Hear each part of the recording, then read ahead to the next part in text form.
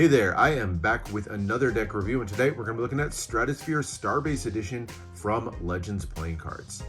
This deck is a follow-up to the original Stratosphere deck that was released at the beginning of 2021. That deck had a much lighter vibe to it though. The Starbase Edition has an all-black theme running throughout the entire deck, as we're going to see. But just like the original, it follows a lot of the same artwork and has a really heavy focus on experimentation with the papers and the printing technologies used throughout. Just like the original, this one has a lot of holographic looks to it, but plays around with some different things that we didn't see in the original. So very excited to see it. I love the experimentation that Legends has been going through with a lot of their different decks. And I love that on their website, you can read some about that experimentation. And they're really kind of open with what they're doing, what they see as the pros and the cons. It's really an interesting read if you ever want to find out more about the decks. But let's get into it and see how they did with Stratosphere Starbase Edition. All right, so the deck itself has definitely a space theme to it overall, and you can get that vibe right away from the tuck case. The designs kind of have the look of like a futuristic space station or something like that, or like satellites up in the sky. And the whole thing is holographic against a black background. But it's not traditionally applied foil the way you would see with like hot stamped foil or with cold foiling.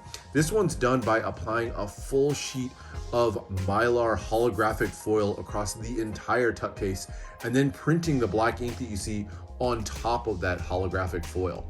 And what it does is produces a really interesting effect. So first off, the entire tuck case has a little bit of a shine to it, not just the holographic areas, and you can see kind of multiple layers of holographic. So in the parts here, like the name of the deck, where you see it very, very shiny, that's where there was no black ink applied at all. But then you have other areas like this here in the center where there was a little bit of ink that was applied on top, and that kind of gives that same holographic shine, but a little bit more muted. So it's really interesting how you can produce those different layers of color throughout against that single color of holographic foil is kind of backing this whole thing. But a beautiful design on it, very simple. Stratosphere, finest quality playing cards there in the center. Then as you turn to the sides, it says Legends playing cards on one side, of course in all holographic, and on the other. Bottom has your ad copy for Legends Playing Card Company, as well as Nick Vlau, who illustrated the deck. If you don't recognize that name, Nick Vlau is actually the same one who did the Regalia decks for Shin Lim. And then on the top, Starbase Edition. I mentioned that's the edition of this one. And then here on the back, which is actually the front of the tuck case, but you can see a little preview of the back design of the cards there. We'll look more at that in a second, but more beautiful holographic shine. And then you open it up, and like I said, it's a little bit backwards from what you're used to. So this is usually the back of the tuck case with the thumb cut out, but the front design of the tuck case is on that side. But as you open up, a little bit more holographic design work in there, nothing too special. And then some interior printing as well. And again, done with that holographic ink, holographic foil in there, and has sort of the layers of the atmosphere. And there you can see the Stratosphere. Now, ironically, despite the space theme of the whole deck, the Stratosphere isn't traditionally what we think of as outer space. So the space station, for example, is way up at like 200 kilometers, whereas the Stratosphere is here in that 40 to 50 kilometer range. I don't know. Not too big of a deal, but I would have liked the name to kind of fit more outer space than just a regular layer of the atmosphere. But nice tuck case, definitely stand out with a lot of shine to it. And now we get to the cards. And the first thing I'll call out about the cards is the stock here. If I turn it to the side, you'll see usually even with a black card stock, you'll see that the centers are white. And if you turn it to the side, you'll see a lot of white on the sides. These though are a cardstock that's entirely dyed black all the way through. And that means you get almost kind of a painted feel. Even the sides of the cards are black. And that also means that you get a little bit more durability to chipping. So even if you get a little bit of chipping at the top and the bottom of the cards, it's just black stock underneath showing. So it won't look quite as pronounced. But this is one of the interesting things they use. First time I've seen this kind of paper that's used, this black dyed stock. They call it their UltraBlack technology. So basically just a black stock, but they gave it a fancy marketing name to it. But there's your cardstock. Very nice look to it. I love using black cardstock. I hope more dark decks will use color matched stock to them. I think it's really nice, especially when you consider the chipping and things like that. But let's take a look at the back design of the cards. Now this uses that same Mylar foiling technique with the Mylar across, and then the black ink that you see printed on top, and produces a beautiful holographic shine throughout. Lots of that rainbow shine with that beautiful line work design all the way through. Forms a really nice symmetrical design. You can see those kind of space station-esque elements, the planets and the stars in the background, and then a really ornate pattern border around the edge, and then finishing out with that black thin poker border around the edge. So very nice back design. I like what's done on this one. And then the 2 extra cards. So this is, again, really making heavy use of that foil shine, but I will say the entire card has kind of a glossy finish to it, even the black parts to it. That's a function of the foiling technique that they used on that one. But the 2 jokers have lots of shine to them. They feature space-esque elements. So one of them, you have the rocket ship going up into the stars and the planets there, and the other one features kind of a weather balloon all done in that silver foil. But multiple colors of foil that'll show up here. You'll see some parts that are silver, a little bit of copper there, some red even. So lots of different colors, and all done by just applying that ink on top of that foil layer. Really cool effect to it, and great shine on these cards. And it's simple designs, but I like them. All right, and then the 1 power ace is the Ace of Spades. Features, again, a foiled logo there in the center. It just says Stratosphere with that big ornate spade, or a spade pip there in the middle. Definitely less of a space vibe on this one, but still a nice kind of simple, straightforward design. And then hard to read up here.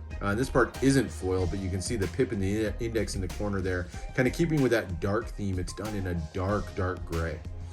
Nice look to it when you get it in the right light and you can see it, but I will admit this is a little bit hard to read. So would have liked that maybe to have a little bit more contrast to keep this a little bit more usable of a deck, but kind of cool in keeping with that dark theme. Now you do get better contrast on the red cards as we go through the other aces here. Those have a shiny red that's used on there, and that's a great contrast against the black. So you can see those a lot better, but then you compare that again going back to the dark gray, which has a little bit of shine to it, just like everything else in the deck, but definitely a lot harder to read compared to the red cards. But there's your other 3 aces, just feature larger than average pips in the center, otherwise pretty normal. Number cards, nothing too special to them overall. You get slightly customized pips, and again, super dark gray against that black on the black cards. But slightly custom layout you'll see as we go through these, but nothing too special on these. I definitely like the red cards better than the black cards. Shows up a lot better against that black background.